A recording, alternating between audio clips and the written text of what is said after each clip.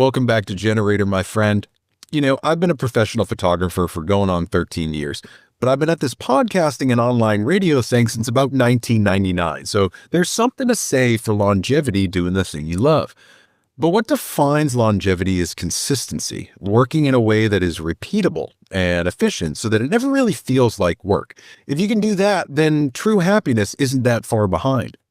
And someone that encapsulates all of those best parts is Sandra Coan. For over 25 years, she's been photographing newborns and families and maternity portraits. No gimmicks, no trends, just amazing light, honest emotion, and a deep respect for the people in front of her lens. Sandra's not only a photographer, but she's an educator, an author, and quite honestly, a gold star example for other creatives who want to master their craft, grow their business, and keep their integrity intact along the way. In this episode, we talk about what it means to build a career around consistency. We explore how human connection plays such a strong role in her work, what teaching others has taught her, and why being a photographer is more about paying attention than getting the technically perfect shot. This episode was so easy, not only because Sandra is so conversational, but because it's about heart. These are the conversations that I live for. So whether you're new to photography or 20 years in, I think Sandra's insight's going to hit home. So now, let's get on with the show.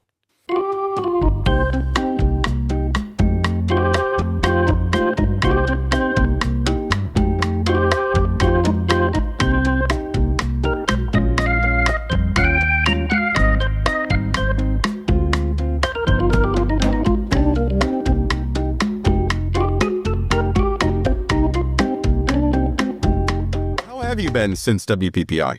Did you get sick or is everything kind of back to normal? I got so sick after the show. I lost my voice, which happens every year. Yeah. But then, we did get sick, but a lot of people did. It wasn't COVID because I tested like 14 times. I was just like normal sick. But you got sick too? I did. It was, it was kind of like a 24-hour bug. I'm used to it. Anytime I go to Vegas, I don't know what I'm going to come home with. And I know it sounds like a loaded statement, but like every time I go to Vegas, I worry about, just travel sickness.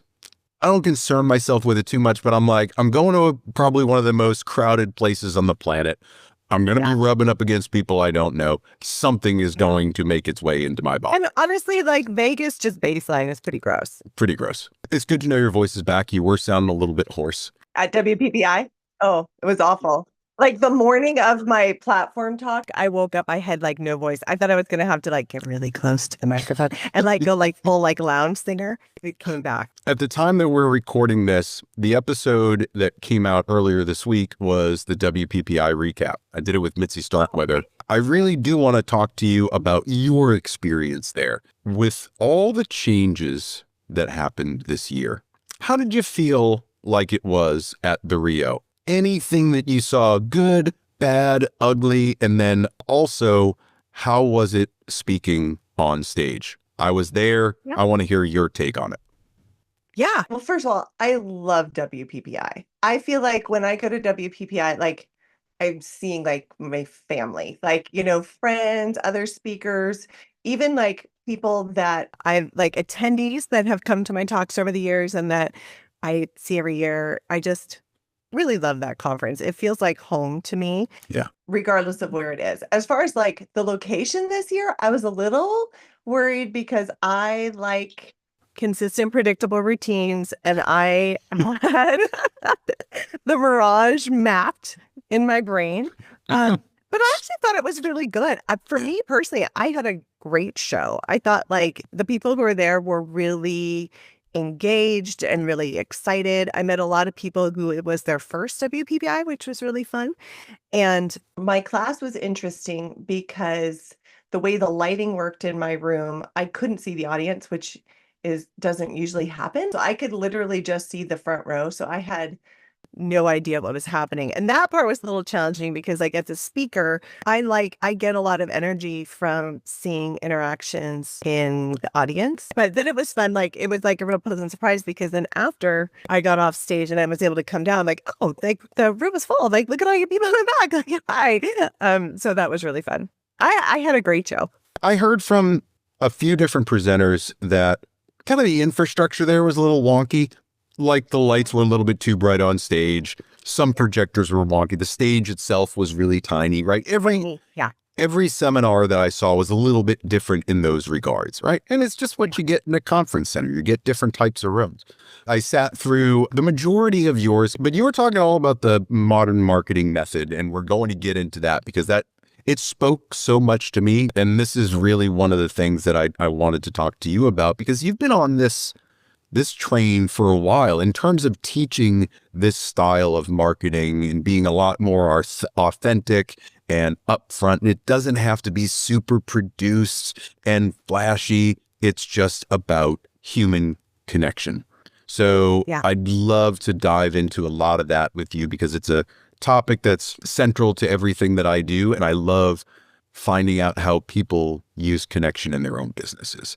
So I would love to talk about that, because it's something I'm really, really passionate about. So I started my photography business in 1999. So I've been doing this a minute. So I've been in business this is my 26th year. Yeah. And the marketing approach that I use is something that I kind of stumbled upon just out of necessity in my own business. Yeah. But it works. And the more that I learned about actual business, branding and sales, because I really do study that, still study it all the time. It just, to me, it feels good as a small business owner to market this way, but it's also just really effective. And one of the reasons why I love teaching this approach to photographers in particular is because we aren't like other brands and other businesses and other industries. Like, we do really intimate work with people. We're at people's weddings, or, when they're having their babies, or, even headshots. Like, there's something very vulnerable about standing in front of a camera and getting your picture taken. And so we need to come at our marketing through that lens. And the way that traditional marketing is taught doesn't necessarily align with that. So that's why I'm so excited about teaching it. And as far as like when I started teaching marketing, it's actually really funny, because I'm known in the education space for lighting. That's what my first book was on, lighting, and most of my classes are lighting, and that's what I teach. Side note, lighting and business go hand in hand. But my first big speaking gig, like the first time I was asked to speak on a big stage, I was asked to speak about marketing. Business and marketing. And I taught a version of what I teach now. The name of the class that I taught at that time was 3 Things Photographers Need to Know to Build a 6-Figure Business, or something like that. And it was at the Clickaway conference through Click Photo School. Oh, sure. Okay.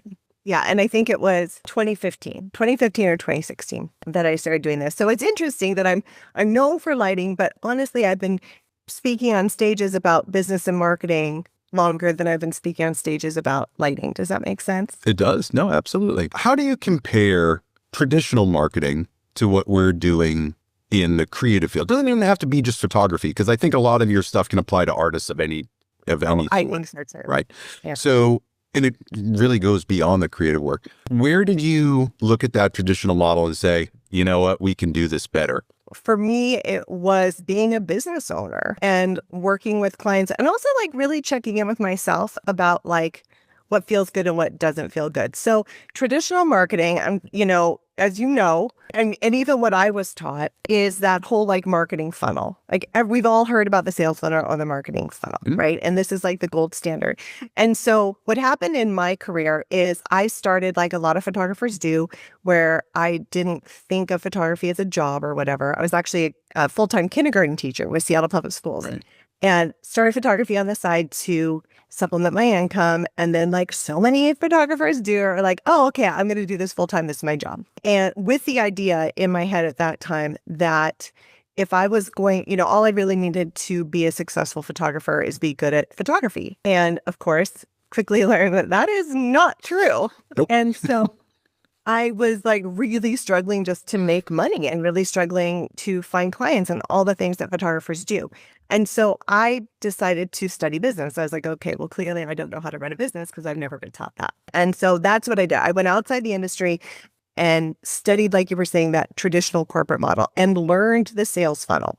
Okay, because that's what people learn. So for your listeners, if you're not familiar with the sales funnel is this approach to marketing that honestly has been around since the dawn of time. It's kind of the gold standard of marketing. And how it works is top of the funnel, the top of the funnel is really broad. And that's like the attract phase. That's where you try to get people's attention and like get them to notice you. So for photographers, this is like usually our photos, like what we're showing, what we're sharing, our portfolio. And then you get them into the funnel. And as they go through the funnel, it gets kind of smaller. The first phase after attract is connect or connection, right? You get them to reach out, send an email, make a call, that sort of thing. Then you go into convincing them. So once you get them on an email or a call, you tell them why you're the best photographer in the area and they should totally hire you. And then hopefully they hire you. And so with the traditional model, everything you're doing from the attract phase, from the pictures that you're sharing to the words that you're using on your website and your blog and social media, to what you're saying in emails, to what you're saying on those calls, all of that is with that sale, that final sale in mind. And in theory, that sounds great. And that's why that model works and why that model has been taught for so long. And for a lot of industries, it works wonderfully. It's perfect. But for photographers, it requires, I think, the amount of effort that it requires is unreasonable, and it leads to burnout, and it doesn't feel good to our clients. Because in order for a funnel to work, you have to be creating content at a volume that is unrealistic. Like that attract phase, you need to be like, big brands can do this because they have the budget and they have entire staffs, but you need to be out there posting every day, creating content every day. Most photographers are solopreneurs, we're doing this by ourselves. So it's not like we have a marketing team. So that part up there gets really hard. And then the message, because everything we're doing in a sales funnel is to get that sale, then the messaging that happens in the middle part of the funnel. So what we're saying, how we're talking to people, the message ends up being all about the sale. That is in a disconnect, I think, from what we do as artists, because yes, the sale's important, we're in business, but if you think about you're working with people, these really intimate moments, you need people to trust you. You need people to be able to open up to you. And when everything that you're doing in your marketing is just like sell, sell, sell, heavy, heavy, heavy, it turns a lot of people off. Yeah.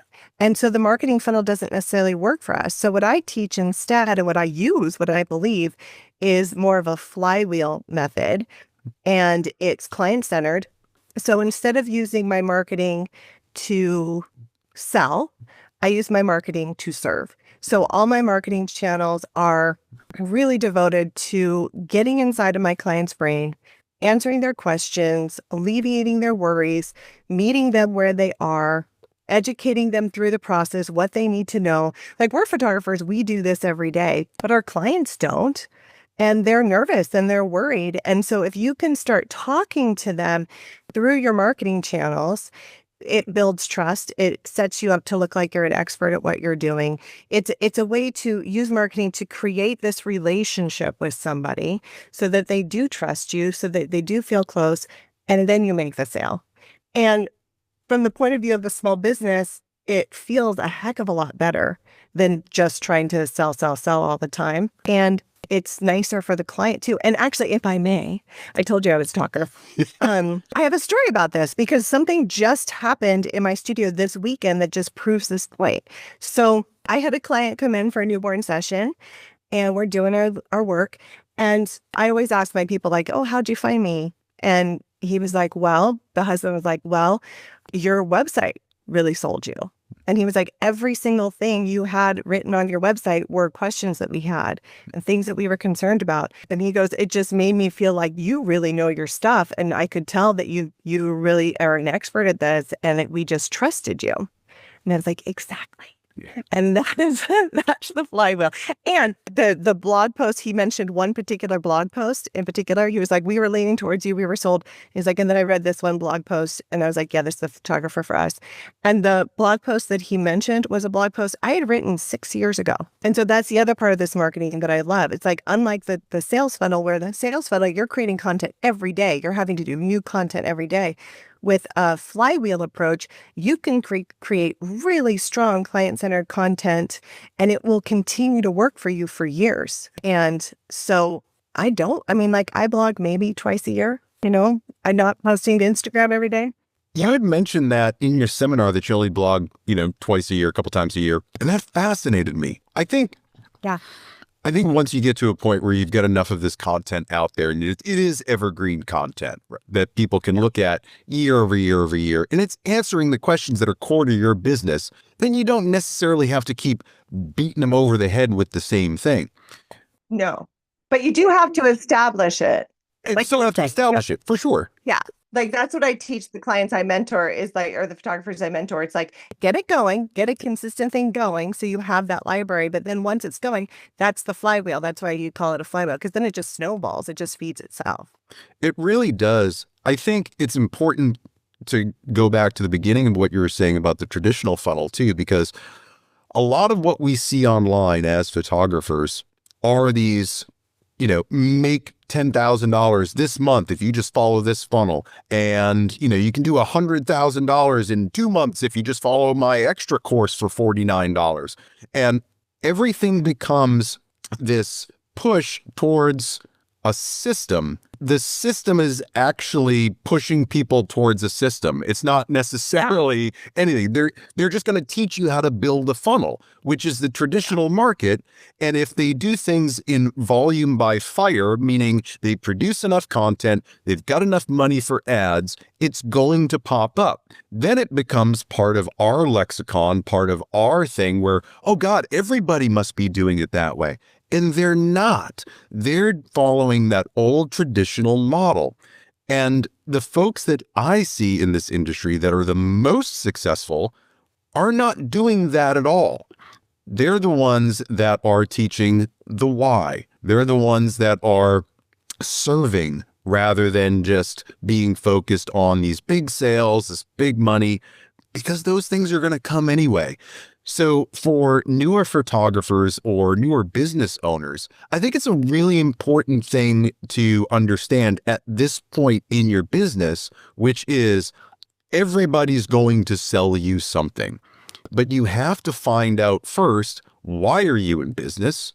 And then once you have the answer to that, start working on material by following someone like you as to how to really refine it for your audience. Do I have that generally correct? Yeah, I think so. I think that's spot on. Like we're in a service industry and the brands like you were saying that use funnels really well and then teach funnels, that they're in like business to business sales, and that's a completely different market. And I think you're right. I think like when a lot of times, like when you're reading business books or taking business classes, that's what you're learning is you're learning B2B marketing. And we don't do that. We're a service industry. And so like learning, you have to learn an approach that's going to fit your models. And I would say if someone's just starting this and just starting their business right now and they're hearing this and they're like, oh, this is blowing my mind, or I want to do this. Like the best thing you can do as a small business owner is get to know your clients, and get to know yourself. Like I always tell people, like you have to figure out what it is you do. Like, what do you do? Not like I'm a newborn photographer, but what is your take on that genre? Like, what do you bring to what you do? And then who are your clients? And then in the middle of that Venn diagram is where your marketing gold, the marketing magic lives. And then you kind of figure that out. And there's systems to learn that. Like I can teach you how to do that, but that's it. Well, that's really where I was going to go is like, let's unpack that just a little bit, right? Because if I am a brand new photographer, I might not even have clients yet. So how do I do this? How do I get the clients that are going to most resonate with why I am doing my photography, right? We'll just go with newborns, right? So if you're a newborn photographer and you don't have any clients yet, you still have to know yourself and know your why and your process and how you want to serve this client, right? You still have to know that stuff, and that will evolve over time. But what do you say to someone that wants to start writing their marketing copy if they don't even have clients yet? How's the best way to approach that? I'm so glad you asked that because that's like one of my favorite things to talk about. So did you see I'm like, I got all excited. I was like, no, it's great. I'm just going to sit back. I'll talk to you in an hour. Like, Knock yourself out. So you have to start with the work. So I always tell photographers, like, what's really interesting about what we do and what's unique to our industry is that there is just not one way to market. So in other industries and other businesses, when people talk about marketing, they're usually talking about marketing copy and the words that you're using when you're talking about your brand. For photographers, we market in two ways. We market with our work and with our words. And those two things have to be in alignment. And so to really nail your marketing, you have to start with your work. And that means really looking at the very beginning, what do you do? What are the unique things? I tell people, I say this at every single talk I ever give about this. It's like, you're the only person in the entire world who can see something and capture something the way that you see it and you capture it, which I think is amazing. Like, that just kind of blows my mind. That's why you can be at a conference like WPPI or whatever. You can be in a room with 100 other photographers and everybody can be photographing the same thing and nobody is going to create the exact same shot. It's impossible. That's probably why we get inspired to pick up our camera in the first place, because there's a certain way that we see the world. There's something that we're drawn to, things that we are inspired to do. But for some reason, as soon as we start charging for our services, we are so quick to throw all of that under the bus. And we get into like, what's going to sell, which is because of the model, the funnel. But what's going to sell? What do people want? What is popular? What is on trend? And we completely lose sight of what like our creativity is. And then it becomes really hard to market because you don't know what you're doing. You don't know how to describe it to people. You don't know what to show because you're just chasing trends and trying to be like everybody else. And it changes the value. So instead of being unique and interesting, you become one of many. And when you're one of many, then the only thing people have to compare you on is pricing, which is a race to the bottom. So if you're just starting, focus on what it is you do and be brave enough to do it. So, for example, I'm a newborn photographer. I work in studio. I work with lighting, like artificial lighting, but my work does not look like any of those things. I work in a studio, but I don't do traditional newborn posing because I don't want to.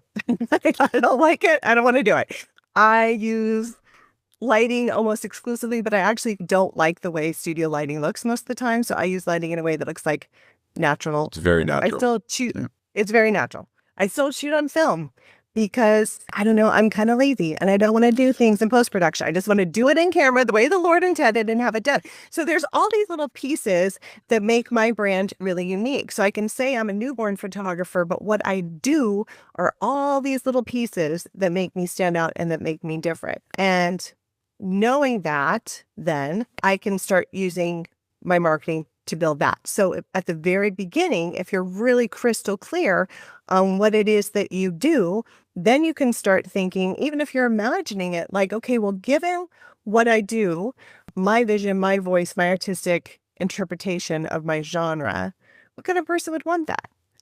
So the kind of person who's going to come to me is going to be somebody who doesn't want traditional newborn posing, who doesn't want like elaborate wraps, who doesn't want this. They want something a little more natural, but they also want, a timeless look of studio. They're probably people who are really into minimalism because I am. I just want like no backdrop, nothing in the way. I just want a baby on a bed and just photograph that, so like you start aligning like, okay, well, what are my core values? What do I show in my work? And then, okay, well, a person who's going to come to me is going to want those things. And you write that out. And I coach people to like literally write it out, like take the time, write it out, write a description, give it a name.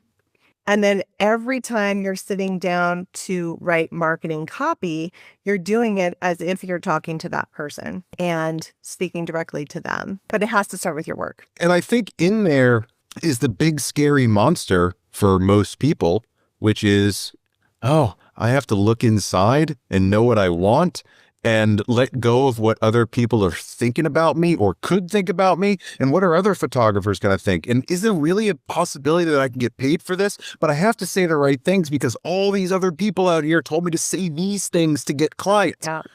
So as you were doing this 26 years ago, as you started, looking back, is there anything that you had to unlearn Oh, yeah. as you started doing this type of marketing? Were there any old habits? Was there anything you needed to unlearn in order to find that version of yourself that felt real and authentic, and this is the person that I want to be?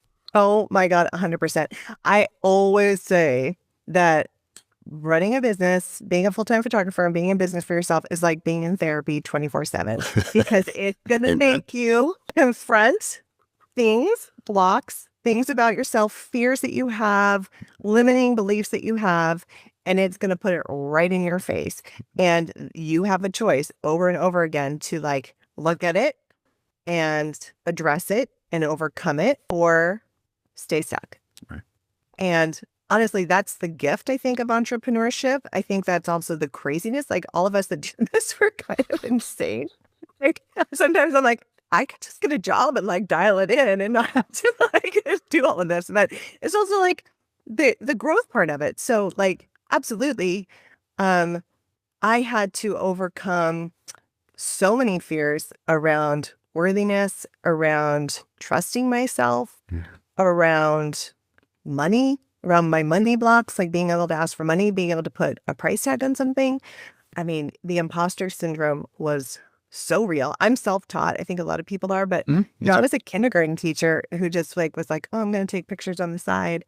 Even my lighting system, I developed the way I use my lights because I wanted light that looked a certain way. I never in 1,000 years thought I would be writing books about it or standing on stages teaching other people about it. It was just like what I do. And the internet loves to tell me I do it wrong, but it works for me. So whatever. So you have to get to that point where you really do just trust yourself and that you're willing to figure out what it is you do and be able to do it even though you're terrified, because you're right. It's hard to be different. And if you're like, well, I want to do this thing, but everybody else is doing this thing and they look like they're being successful at it. So if I do this thing, maybe no one's going to want it. And that's really scary. Did going through this process as you learned to light differently, and what I mean by differently is core to who you are, right? Bucking the system of you have to do these traditional lighting methods, right? You come up with lighting that is good for your business. You come up with a style that is good for your business. Did it shift the way that you looked at your own work? Did you start to fall in love with it more? Or did you realize, oh, I got something that can sell. Let me run with this product. Yeah, I totally fell in love with it. And it's really interesting too, if we talk about like the journey of being a creator, being an entrepreneur. Yeah. I only came to my style when I was at the point where I was going to burn it all down, because I did what everybody else does. And I did spend the first like 8 years of my career trying to be like everybody else, trying to do what the popular people are doing. I just wanted to get clients. I just want to get paid. And I'll shoot anything. I'll shoot your dog and your house and your wedding and your baby. Like I was just like, it was so desperate. It wasn't working. It wasn't working. It wasn't working. And it got to the point where I was like, this isn't working. Like, I guess I'm just not cut out for this. And it was just kind of this like surrender moment. I'm like, fine, if it's not going to work, then I'm at least just going to do what I want to do and just give up trying to make it work. And I'm just going to shoot the way I want to shoot. I'm going to show up the way I want to show up. I'm just going to do what I want to do. And just like, I want to say, fuck it, and like, just like, I'm done. And that's when things shifted. Because the more I leaned into that, then people started to notice because my work didn't look like everybody else's all of a sudden. And there was a niche. And that was such a learning, I was going to say moment. It was a period of several years where I was going through that and learning that. But now I love that I'm at a place where I can share that with other photographers so they don't have to go through all the pain that I went through. And now at this point, 26 years in, and, I've coached hundreds of photographers. I've taken so many people on this journey. I am convinced that no matter what it is you do, what your niche is, no matter, like if you were like, okay, Sandra, I'm really passionate about felting small woodland creatures and then making fairy furniture for them and then just photographing my little felted woodland creatures, and that's what I want to do, I'd be like, freaking go for it, because there's somebody out there right now searching on the internet for exactly that. Like, I really, really, really believe that. Like, no matter what it is you do, no matter how crazy you think it is or how niche you think it is, there is somebody out there looking for it. Like, we're a planet of 8 billion people. Lean into it. And the more you can lean into it and do it fearlessly, because it's really scary, the more successful you're going to be. And I believe that in my core. When I get into these conversations with other photographers or other artists, right? Most of my friends are photographers, but I like to think in a wider creative sense, and, I have a lot of artist friends. And the conversations that I get into, we often feel like the art that we produce, whatever it is, our writing, our photography, isn't anything special.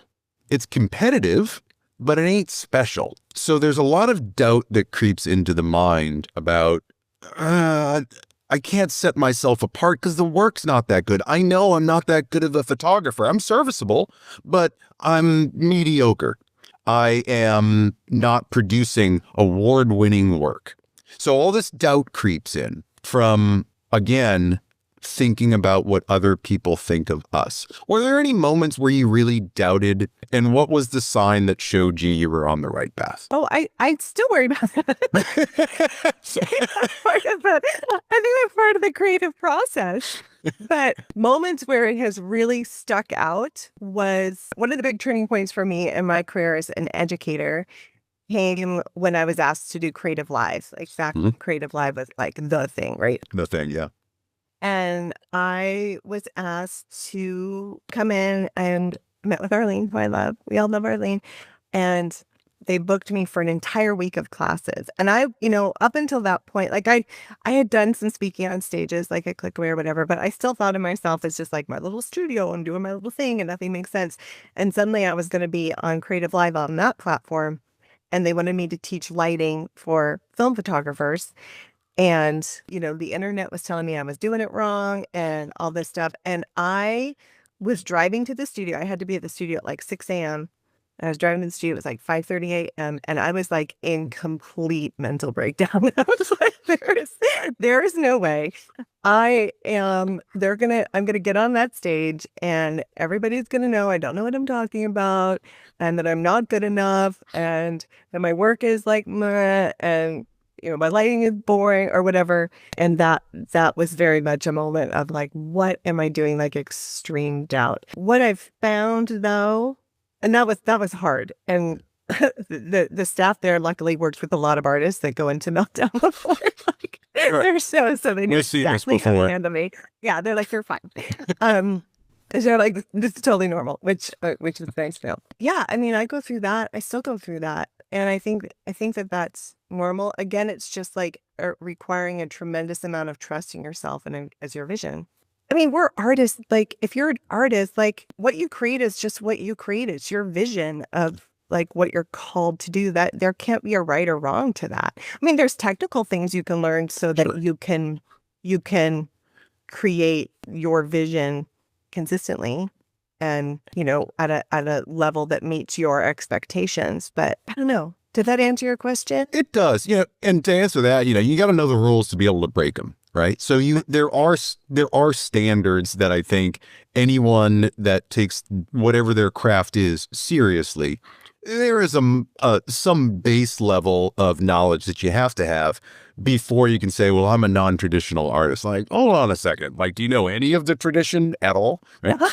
I think the thing that I love about talking to you as someone that's been in the industry for a while, you've got this wonderful confidence about you where you've been through the shit, you come out the other side, you've got all this experience and all this knowledge. It's the wisdom that you carry year over year over year.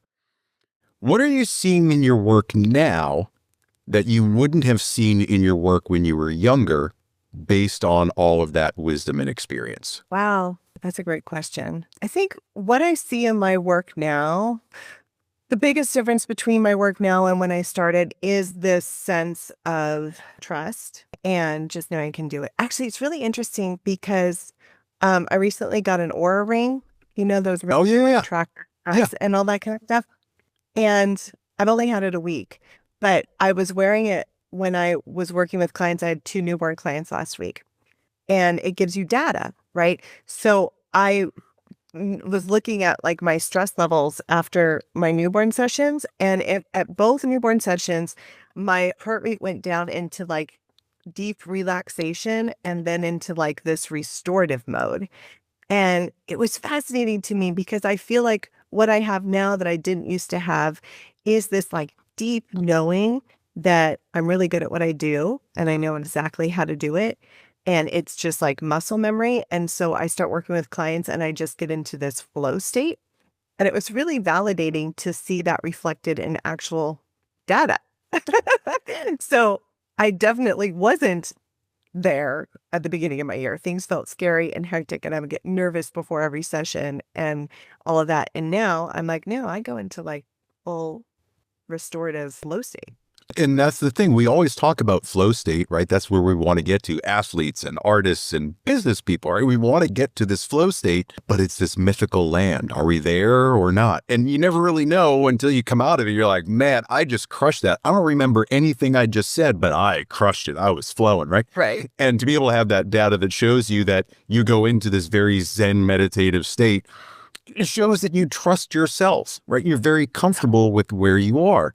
That's got to come through with the connections that you're making to these families. That's got to free up all this mental energy to be able to spend time focusing on them and their child. Have you seen your ability to connect? Because clearly you're easy to connect with, but have you found that with these families that maybe you don't know very well, can you connect with them at a deeper level because you're not worried about, oh my God, what are my lights doing? What's my camera doing? Do I have film, right? Is the cover on? Is all that stuff gone? And does that make your connections with these families more connected in the moment? Yeah, 100%. And actually, that's part of what I teach the people that I mentor, because what I've learned is that flow state is something you can learn and you can activate. I call it having consistent, predictable routines. And the importance of consistent, predictable routines. So I learned that when I was a teacher in teacher school. And the whole idea of consistent, predictable routines in a classroom is that you do the same thing in the same order every day. And then the children learn what's expected. They know they come in, they hang up their coats, they sit down, they pull out their journals, whatever the routine is. And what that does is it lowers stress because the brain's not trying to predict what's coming next. That is something that I did take with me into my photography career, because I was like, I taught kindergarten, I was like, if it works for kindergarten, it's going to work for me. And so from a very early in my career, I was like consistent, predictable routines. And so what that looks like for me is, I have a lighting system that I do in the exact same way every single session. I have posing flow. I have a system where I start with this every single time. Then we go to this, then we go to this, then we go to this.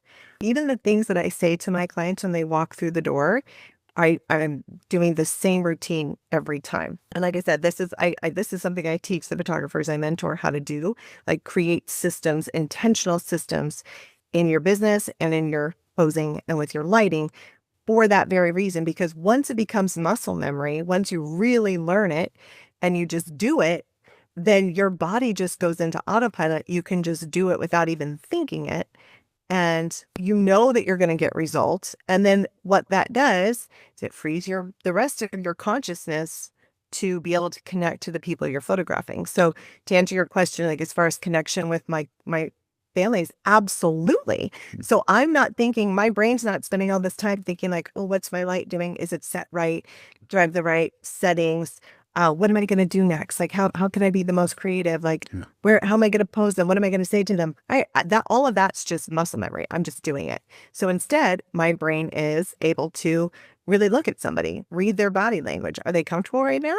Or are they feeling a little bit nervous? Why don't we talk to them? How can I help them relax into this? How can I help this baby settle if the baby's unsettled? Like, so it's a really powerful practice. And I encourage everybody to create those kind of routines.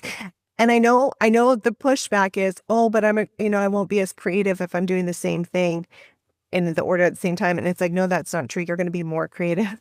Like, trust me on this. When you get to the point of unconscious competence with your craft, it frees up so much of that mental energy. That's all that kept coming back to me was unconscious competence, right? Because you have to work through these stages where you have no idea what you're doing, and then you're kind of good at it, but you're still a little bit worried. And then that fear and anxiety starts to allay. And now you kind of enter this place, the flow state, right? Where it's just, you know what you're doing. It doesn't mean that it has to be boring or systematized so that all feeling is gone from it.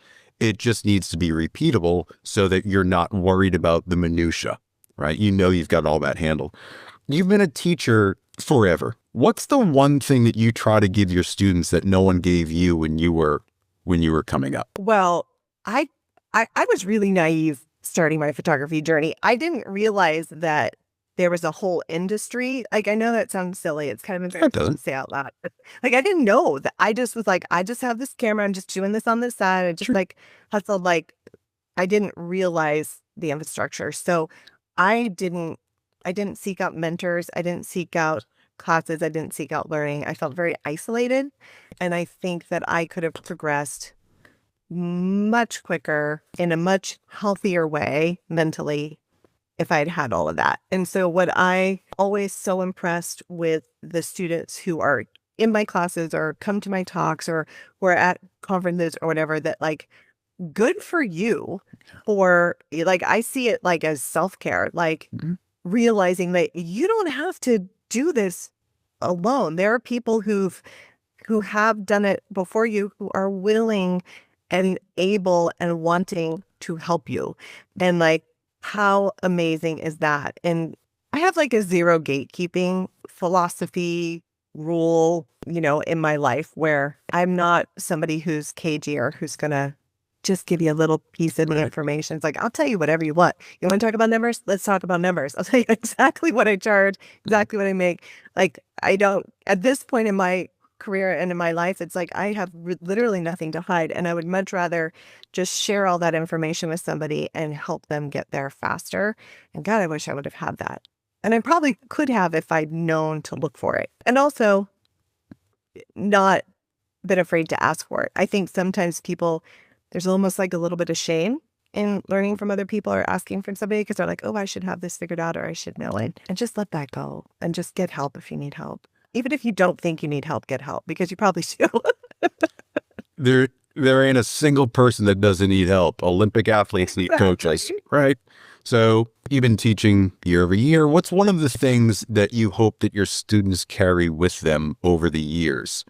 If there's one thing that they pull from it, from all of your courses and all of your teaching, what's kind of the one core principle that you hope they retain out of all of it? Well, what I really hope people learn from me is that whatever it is that they do, what they are called to do, like their vision, their version of creativity, that thing that they do, that they realize that they're called to it for a reason. Yeah. Like, it is their unique way of seeing the world. And if they're called to share it, like, that's not an accident. And to really have faith in your vision and your voice as an artist and in yourself, and, you know, be brave enough to share it with the world. That's really what I really hope people walk away from that. And I can teach you all the things around it. I can teach you to create the kind of light you want. I can teach you how to create consistent, predictable routines. I can teach you business and marketing and stuff. But the thing that I can't teach you is your gift. And figure that out in yourself and trust it. It's the battle, right? No matter how long you're in business, no matter how long you're doing this for yourself, if you're just starting out, if you've been in it for 50 years, there's never a day. I don't recall a day. I've been doing this 13 years now. I don't remember a day where I didn't doubt myself, where I didn't want to throw it all in and just go get a job at Subway. Like, there isn't a single day that goes by. It's just like, I wish I had better benefits. I wish I had my 401k back. Like, all these things, right? Maybe not necessarily these days. You said Subway, because I always say to my husband, like, that's it. I'm bringing it down and I'm going to get a job at Starbucks. So my go-to is like... Right? Same thing, East Coast, West Coast. Let's move a little bit into story, because your work, and there's zero disrespect when I say that, your work is very simple. You go about things very simply, but it still imparts a ton of story. When you're going into a shoot, no matter how many times you've done this, How do you approach your storytelling with that client? Right? Every baby's a little bit different. How do you approach the storytelling? That's a really good question because my work is very, very simple. It's very stripped down. It's very minimal and intentionally. I love that. But I also feel like it is emotive in some way. And I think that is kind of the beauty, the artistry, and the trick of being a portrait photographer in particular. Like, I think what portrait photographers have a little bit of magic, right? Where they can just set somebody in front of a gray backdrop and have it be compelling. I think it has something to do with being in that flow state where I'm not worried. I'm not overthinking the process. Like, I know what I'm going to ask people to do and how I'm going to line them on this stuff so I can really connect to people. And I'm a people person. I'm actually really curious about people. And so I think I pull that out. And I feel like I do that work. This sounds a little woo. Sounds a little woo-woo. But I work with newborns, right? So it's not like I'm like, so tell me about yourself, 2-day-old baby. But I feel like it's the same process with the newborns because I really, I feel like people are born who they are. And I like tapping into who they are, even as a 2-year-old. Like I always say, like, I'm doing the same thing, whether you're 8 days old, 8 years old, or 80 years old. Like, I'm trying to see who your spirit is and capture that. I don't know how I do it. Do you find that you have to slow down to do that? And does shooting film, afford you or force you to slow down to that degree? Has that contributed to that Zen-like state, that flow, knowing that you only have so many exposures? Oh, 100%. Like, I have 16 exposures on a roll of medium format film. Right. And it costs like the price of like a latte every time I hit the shutter. So I always laugh with my clients and say I'm like a wildlife photographer because like I get everything set up and I just am there with my camera just like waiting and watching. So a lot of what I do is this anticipation and waiting and watching and slowing down. And part of that is inherent in the fact that I do shoot with film. Like it makes me do that. And I appreciate that. But I will say, even when I am shooting digitally, because sometimes I do, like I injured my arm this year and Hasselblad's really heavy. And I was like, I can't shoot the Hasselblad. So I was like, I'm going to use this, my mirrorless camera. But I do the same thing. I try to like, just like really slow down and breathe, really wait for it, really see, really position. Yeah. And well, and clearly it's like a meditative experience for me because I have now proof I'm not worried. I get very relaxed when I'm doing it. So I do think like, especially with like newborns, there's a sense of really having to slow. And also babies feel that. Like if you want to talk like energy stuff, like babies are like horses and they will smell fear. Like they know if you're anxious, they know if you're afraid of them, they know all that stuff and they will react. And so if you come in and your energy is grounded and calm, the baby's going to react to that. The baby's going to be grounded and calm as a result. I think you just came up with the title of the episode, which is Babies Are Like Horses. So you mentioned something in there in terms of slowing down. One of my favorite movies ever is The Secret Life of Walter Mitty. And he goes on that movie. Right. The newer version, the Ben Stiller version. Yeah, so good. He's chasing Sean Penn around the world, Sean McDonough, right? He's chasing him around the world, finally finds him in the Himalayas. And Sean Penn is taking this picture of this snow leopard or is waiting for the snow leopard. He's just sitting there and waiting. Clearly, he's just been waiting there for hours and hours and hours. And then he sees it and then he doesn't take the picture because he just believes that you need to be in the moment. Has there been anything like that where you've just been in the moment about to press your latte price shutter and gone, you know what? No, this is just too beautiful. I need to be here in this minute. Is there anything like that you've done in a session? Oh, definitely. I've had a lot of really, really beautiful sessions. But there's always this one session that sticks out in my brain. It was a newborn session, newborn family, and the dad had just found out that he had brain cancer, like level 4 brain cancer. And so there was I get kind of like, whew. So there was a lot of moments in that session where I was like, this is their moment. And like still making sure I was creating images because I knew that anytime I take an image, I know it's going to be an heirloom image, but I knew this one going into it, like, this is the memory that this child is going to have. Yeah. And, but also there was a couple times in that where I was like, I'm going to just walk out of the room and I'm just going to let you guys have some time. And then we're going to come back to it. It was rough, but yeah. And there are also things that happen sometimes on a shoot because I am shooting film. Like I have built-in breaks. I'm changing out a role, so there are things that are magical and baby sleep smiling or whatever. And it's like, I'm in the middle of changing my role and I missed it. And also just trusting, like, it's okay if I missed that moment because there's going to be lots of beautiful moments and we don't have to rush. That's the big thing. It's like when I first started, I started with film and then I went to digital when everybody went to digital. And it really changed the way that I shoot because I felt so obligated to take every single set, every look, everything. And so people would come and I would just like, go, go, go, go, go. And it made the entire session feel frantic, right. And now just to be able to trust, like, I'm going to let that go. It's okay if I miss that because there's going to be another one. I don't have to chase this child around with this camera. Like, it's fine. We can come back to it. It changes the energy for sure. Why are we afraid of missing a moment? When I go to conferences, I don't take a lot of photos because I don't like the paparazzi around a model's booth or whatever's being shot. I don't like shooting like that. It's just not germane to who I am. So I don't do it. I think we often, especially when we're not as confident in our skills, do that spray and pray because I might miss a moment. I might miss that one thing and I've got to get the shot before the guy next to me gets the shot. I need to get the shot. When we're thinking like that, we're not in the flow of trusting ourselves, knowing when that right moment is, and capturing the look that is true to who we are.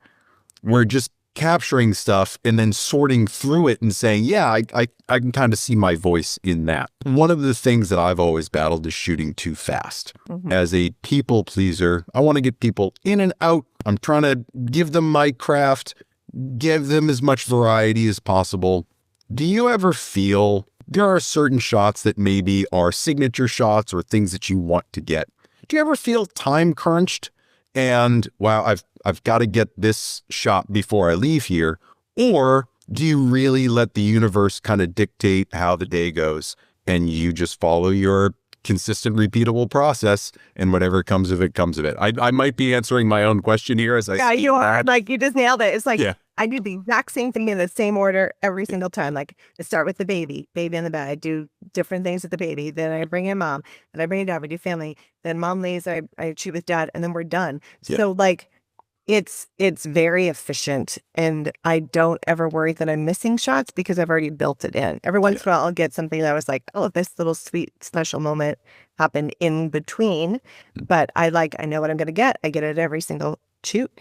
And my newborn sessions, even when we're taking time for feeding or whatever, rarely go over an hour. My people are in and out. That's the beauty of consistent, predictable routines, right? You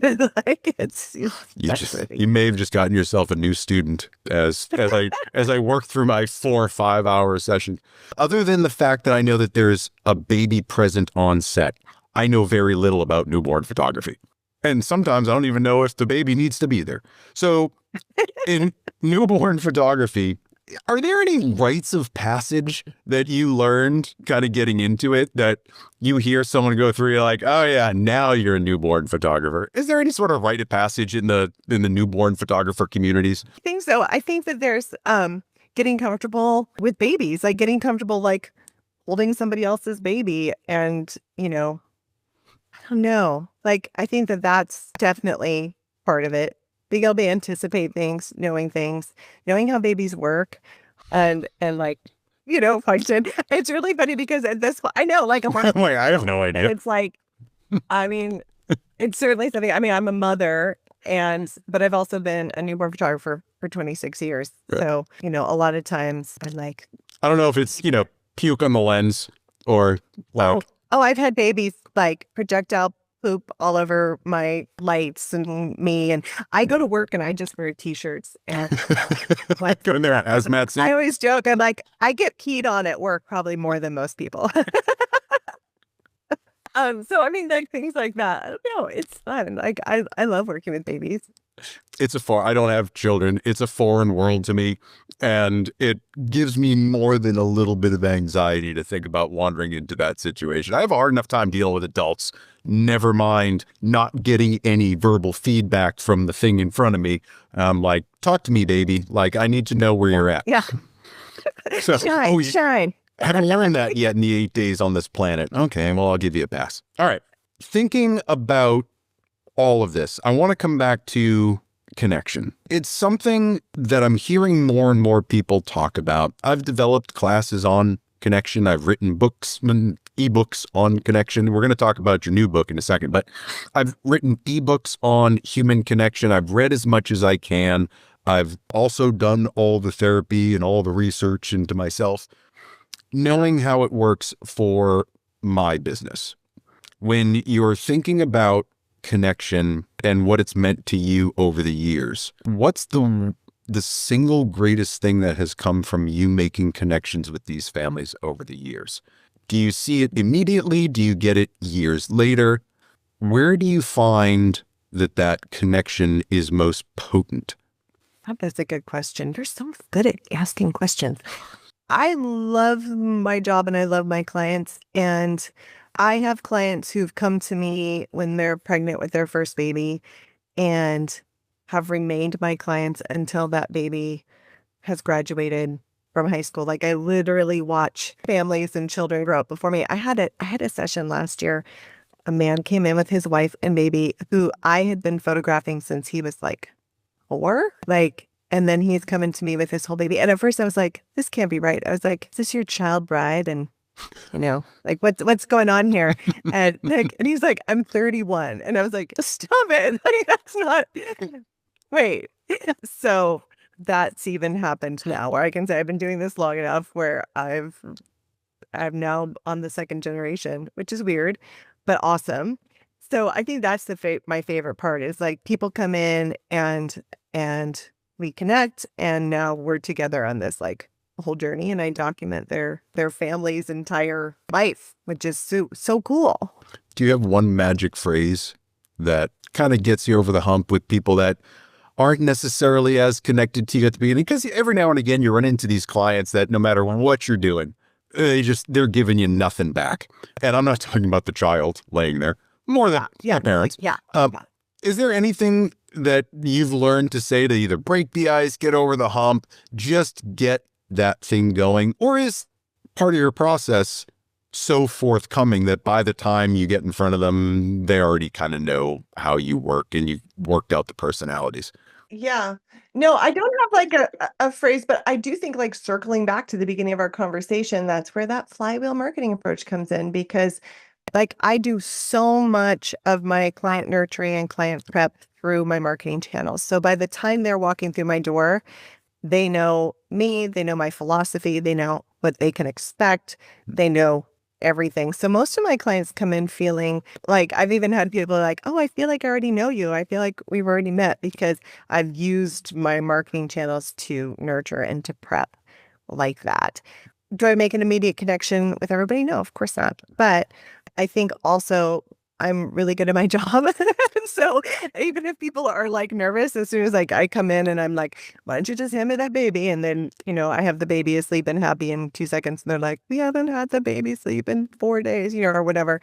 They begin to trust me and we go from there. I want to push back. I think that you have made connection with them. You wouldn't be working for them if you hadn't made that connection through your website, through your marketing, through all the verbiage that you use and just being you. We often eschew that side of connection, but you're there and you were hired because something resonated with that family. Yeah. That's a really good point. Yeah. So you've already connected with them. Sometimes personalities don't mix, but I was just curious if, you get these last minute ones where maybe they haven't read through your whole website or know your backstory. and they're just hard to connect with. I think it's too, like, it's a difference between the kind of work we do, right? Because people come in and I'm not like you work with adults. So people come in and then they're your subject, right? So my people come in and then I'm mostly focusing on their baby. So it's almost like the baby is the buffer, between us. It gives them time to warm up, if that makes sense. It does. Totally. You meet people on the street and you're playing with their dog and you're not talking to them and the dog is the buffer, right? Oh, you've got a dog too? Yeah. Yes, I've got a dog. Let's talk dogs. Let's talk about books. So your first book, Lighting, right? Yep. Second book, where are we going? So exciting. So I think almost finished writing the second book. So the second book is something I'm really excited about. It's kind of, for me, I'm viewing it as like a legacy piece. So my first book was Crafting the Natural Light Look and teaching photographers to create natural looking light, strobes and flash, because that's what I do. But this book is the entire Sandra Coan method. So we're going into lighting, and where I'm different in this book than the first book. So first book, lighting was kind of geared toward any genre, mostly studio, that kind of stuff. This book is crafted specifically for newborn and family photographers. And so the lighting is taught specifically for newborn family photographers. I have a whole section on lighting in people's homes. So if you don't have a studio, like most people don't, like, how do you do that? How do you just light an entire room with one flash? How do you make it look like window light?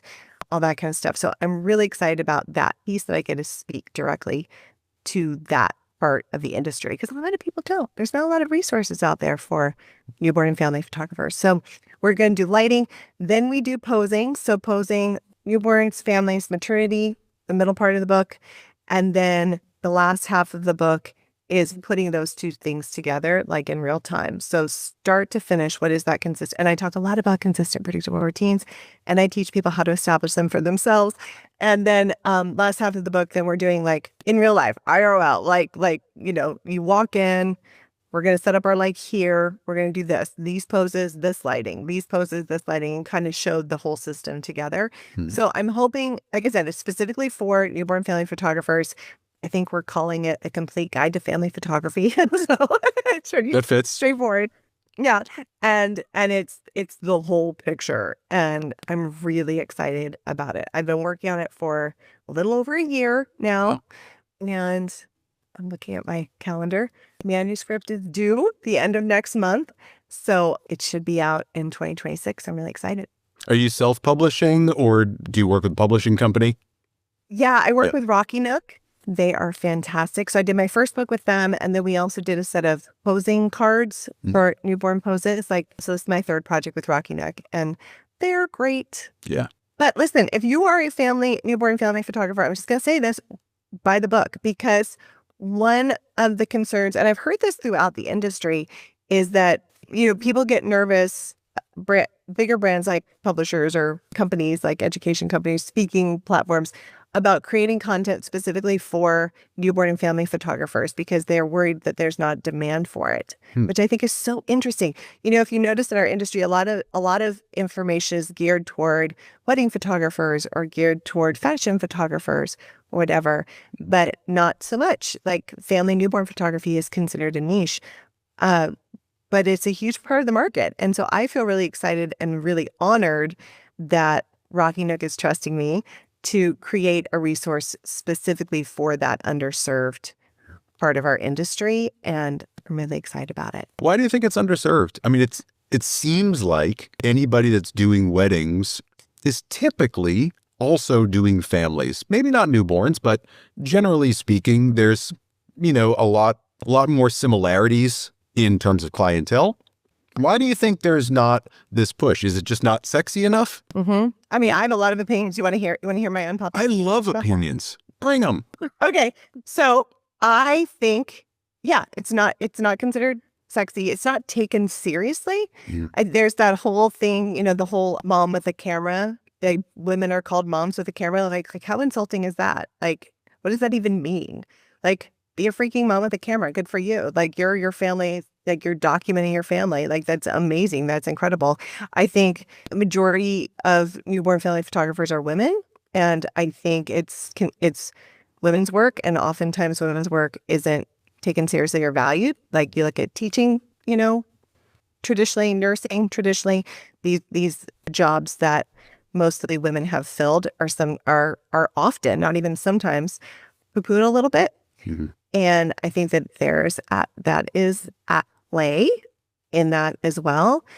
And we need to shift that. The reality is there are a lot of women, there are a lot of moms with cameras who are creating incredible work, incredible art, doing really important stuff, making a shit ton of money. To be fair, it's also a very lucrative side of the industry and a very lucrative career and potential to be lucrative career.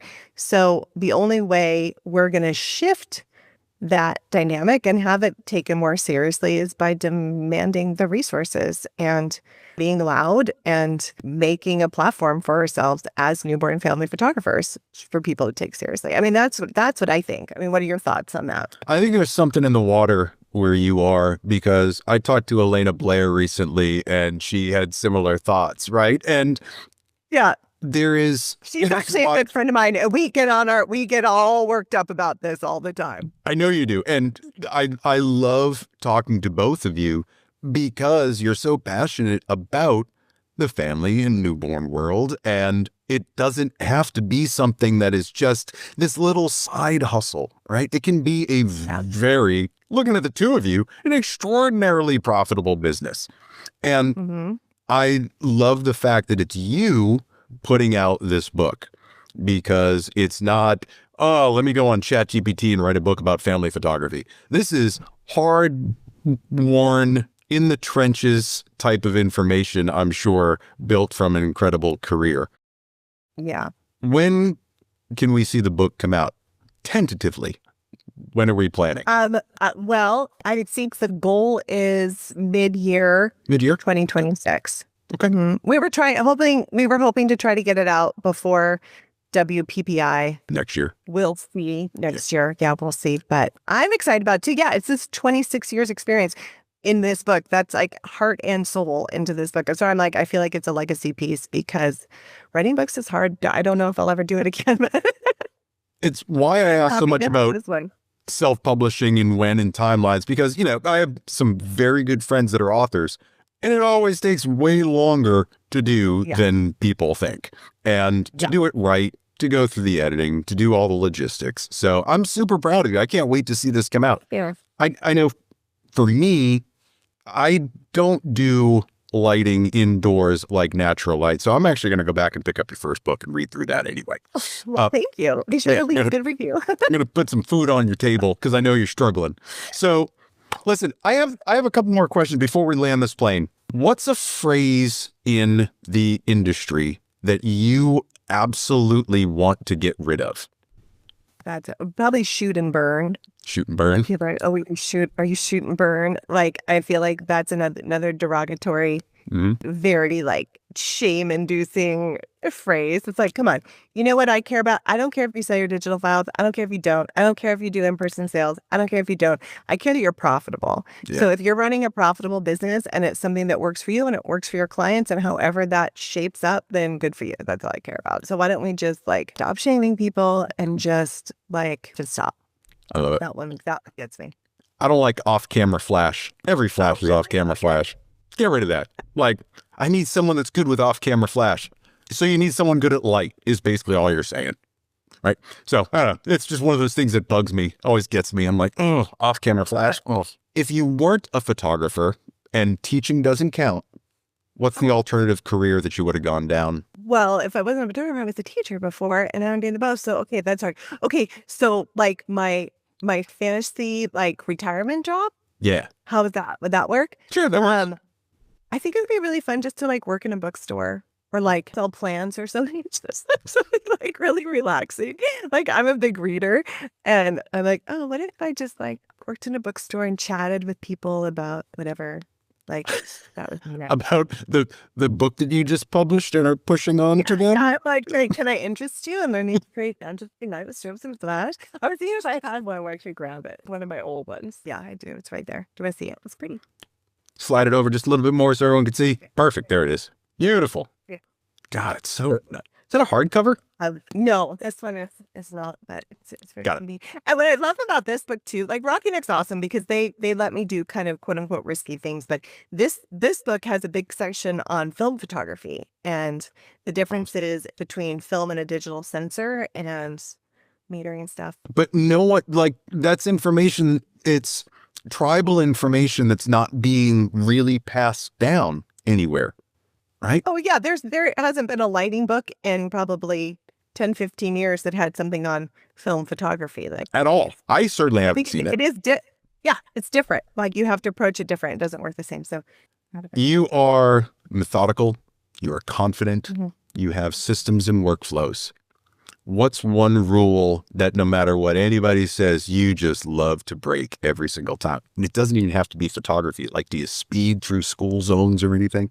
Like, things that I like to break. So photography related, apparently I used my light modifiers wrong. well, don't listen to the old white guys on the internet. Like, that's your first The mistake. internet, like and you're right. It's always an old white guy who loves to tell me that I'm using my modifiers wrong. And it's like, okay, thank you, sir. But so that happens. And in real life, unpopular opinion, I don't really like yoga. And I know like everybody is supposed to like yoga. And everybody's like, oh, let's go to yoga. It's so relaxing. I freaking hate yoga. It drives me nuts. It's like I don't want to stretch. I don't want to sit there. I don't want to do any of it. So Do you ever calm this thing down, your brain, or is it always going nonstop? it's kind of always going, but I am trying to work on that. I do meditate every day, but yeah, that's the challenge of being Sandra Coan. I'd be interested in seeing what you're ordering, the comparison charts between she's photographing a baby and meditation. If it's the same chart, like it's all delta brain waves, It's funny though, because me too, like I want to see that too. Like, so that's one of the reasons why I'm so excited about having it. As we kind of wrap this up, where can everybody find this? So if they're looking for you, I know you've got your photography site, you've got your education stuff. Where's the best place for people to follow up on this conversation and see your work, get in touch with you, buy your books? Give me all the links and handles. So probably easiest is Instagram, right? Because we're all on the gram. All in. And you can just find me at Sandra Coan. Coan is spelled Coan. So it's spelled a little funny. But Sandra Coan, that's where you're going to find me, my work. You can DM me. I'm really good at answering people back. I actually love chatting with people in the DMs. So that's really fun. And then everything's linked from Instagram. So you can find my photography site. You can find my education site. I run a certification program as well. That's all linked in there. So that's probably the best place to start. You are magnificent. I am so happy that I forced you onto this. I came by. You're like, yes. Said, hey, you want to come by? Yeah, I was a bit taken aback. I was just like, all right, just slow down, consider it for a second, know what you're getting into. You are amazing. Thank you so much for being here. I can't wait for people to listen to this. And there's not a whole lot that I need to edit because you're a talker, sister. You are just like me. I know, you run me. Well, thank you so much for asking me, and thank you for inviting me on your show. Like, what a pleasure, and so lovely to see your face. Yeah. And yeah, I really appreciate it. When am I going to see you again? You are you doing any more shows this circuit, or are you back home for a while? I'm back home for a while, so I do the big ones. Yep. In Q1, so imaging and Yep. Adobe PPI, and then I'm trying to finish this book. Okay. And then my kids are going to come home from college, and I'm just going to focus on being a mom and just taking it easy for a few months. I love it. Well, stick around here for just another minute, but thank you so much. And I will talk to you soon. Okay. Hey, bye. All right, bye.